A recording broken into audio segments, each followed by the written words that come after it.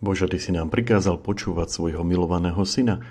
Živ našu vieru svojím slovom a očisťuj náš duchovný zrak, aby sme sa mohli tešiť z pohľadu na Tvoju velebu. Tak sa modlíme s celou cirkvou na druhú pôstnu nedeľu. Evanjelium predchádzajúcej nedele nás vyviedlo na púšť, na miesto pôstu očí, aby sme sa učili upriamovať pozornosť na to, čo je podstatné. Zatvoriť oči pokúšaniam a naširoko ich otvoriť službe tým, ktorí sú pokúšaní. Ježiš nás vyzval, aby sme sa kajali a verili evanjeliu, Pánovmu slovu, ktoré očisťuje duchovný zrak a človek tak dostáva schopnosť, milosť, hľadieť bez újmy na Pánovu velebu. Dnes nás liturgia slova vyvádza na vrch. V prvom čítaní je to vrch v krajine moria, v druhom vrch, ktorý svätý Hieronym identifikoval ako Tábor, hebrejský Har Tavor s nadmorskou výškou 575 metrov, ktorý sa nachádza 17 km západne od Galilejského jazera. Tak ako Abraham a Izák, Peter a Jakub a Ján, aj my vystupujeme na vrch, aby sme sa učili počúvať. Počúvate katechézu z cyklu Pôstny plán a dnes si povieme, ako a prečo sa postiť ušami.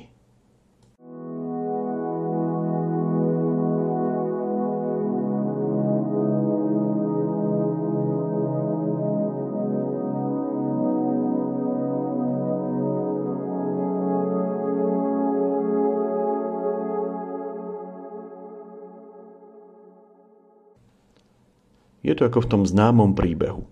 Po ulici kráčali dvaja muži. Zrazu sa ten starší zastavil a pýtal sa priateľa. Počuješ?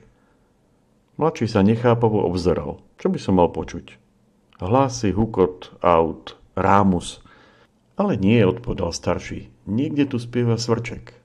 A naozaj.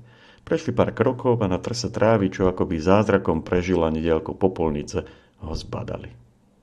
Máš skvelý sluch, poznamenal mladší obdivne. Vôbec nie, usmiel sa starší. Sleduj. Pustil na zem 50 centovku. Tá len jemne cinkla a chvíľku sa kotúľala po chodníku.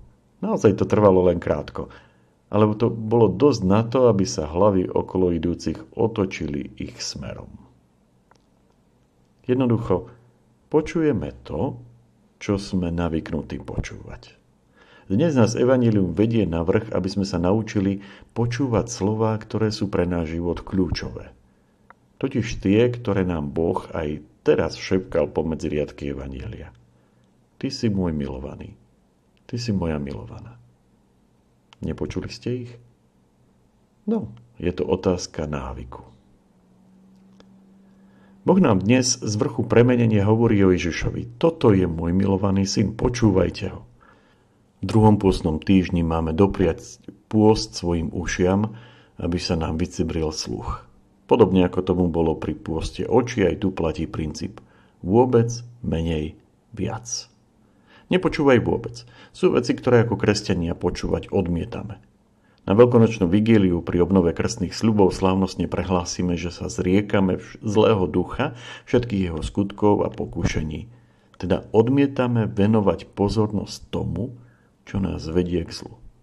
Počúvaj menej. Potom sú tu veci, ktoré je dobré vypočuť si, ale my sme pripravení zrieknúť sa dobrého, aby sme vytvorili priestor pre lepšie. Kedysi bolo dobrým zvykom v pôste zredukovať veselice, zábavy, tancovačky a veselú muziku. V pôstnom období nebývali ani svadby. Nie preto, že by bolo niečo z toho zlé. Všetko stíchlo, celá spoločnosť sa ponurila do ticha, čím sa vytvoril priestor pre načúvanie hlasu pôstneho kazateľa. To je vlastne to, čo čítame v závere Markovho opisu premenenia. Keď zostupovali z vrchu, prikázal im, aby o tom, čo videli, nehovorili nikomu, kým syn človeka nevstane z mŕtvych. Mali, čo sa týka udalosti na vrchu, stíchnuť. Nechať to všetko v sebe tak nejako uležať a dozrieť. A prehovoriť potom, až príde čas. A napokon počúvaj viac. Je tu aj to, čo ho počúvame počas roka veľmi málo a teraz je čas tomu venovať viac pozornosti. Pôstne obdobie je aj časom, kedy nás cirkev pobáda viac načúvať potrebám chudobných. biedných, tých, čo sú odstrčení na okraj. Pri svätej omši na pamiatku Pánovej poslednej večere na Zelený štvrtok sa majú prinášať obetné dary pre chudobných. Je dobré, ak sú tie dary konkrétne, pretože sú ovocím nášho pôstneho odriekania a zároveň sú určené pre konkrétnych ľudí z farnosti s ich potrebami, ktoré sme počas pôstneho obdobia objavili. To je vlastne ovocie počúvania. Pôstne obdobie je samozrejme aj pozvaním k intenzívnejšiemu počúvaniu Božieho slova. Hovorili sme o tom už minulú nedeľu. Tým, ktorí majú možnosti málo Sväté písmo čítať, bude možno viac vyhovovať príležitosť počúvať ho ako audionahrávku.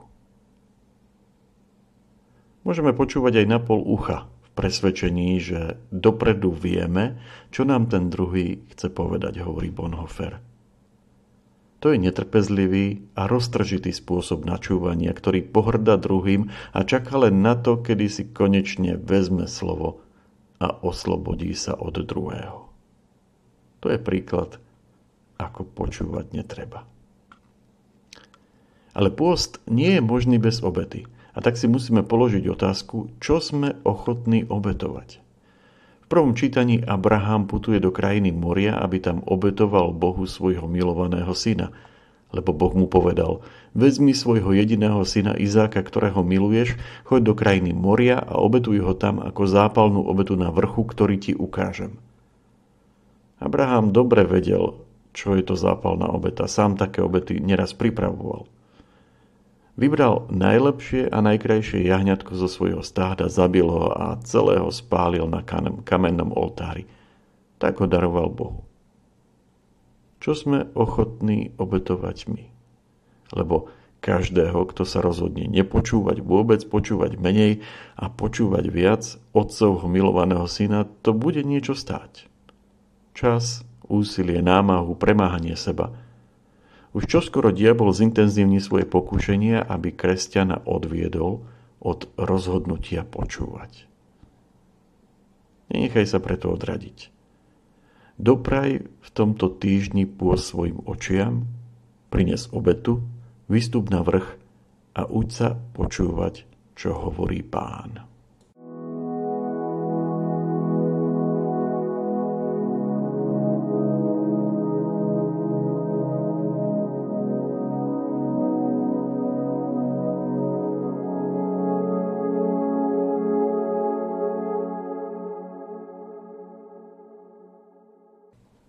Prosíme ťa, Pane, nech nás táto obeta posilní na tele i na duši, aby sme mohli dôstojne sláviť veľkonočné sviatky.